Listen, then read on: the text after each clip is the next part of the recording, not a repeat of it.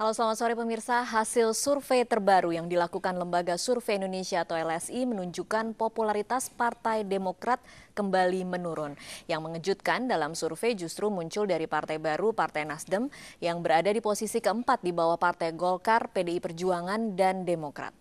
Dari data Lembaga Survei Indonesia yang dirilis Minggu siang, Partai Golkar berada di peringkat pertama, namun hanya meraih 17,7% suara. Disusul dengan PDI Perjuangan stabil di angka 13,6%.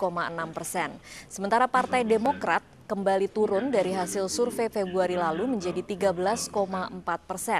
Dan yang mengejutkan adalah munculnya partai baru yakni Partai Nasdem yang menyeruak di peringkat keempat dengan 5,9% suara.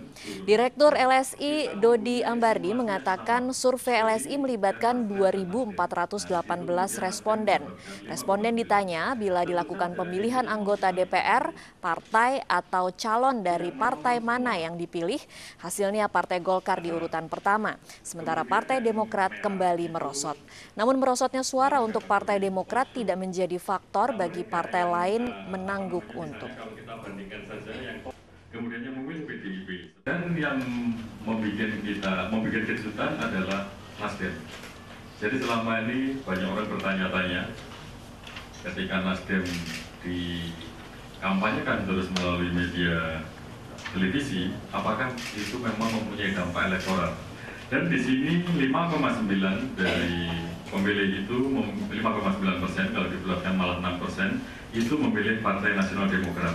Dan ini mengungguli partai-partai papan tengah, PKB, P3, PKS, Gerindra, PAN, Hanura. Saja ini adalah sebuah kejutan bagi sebuah partai yang baru. Dan ini masih 2 tahun lagi pemilu legislatif akan terjadi. Jadi masih tentu saja masih akan ada perubahan. Tetapi masih 2 tahun sudah mendapat sekian persen, mulai 5,9. Oleh karena itu ini menjadi gejala yang menarik. Nah, kembali lagi kepada tujuan awal dari survei ini, apakah ada efek media di sana? Nah, itu yang mau kita lihat nanti.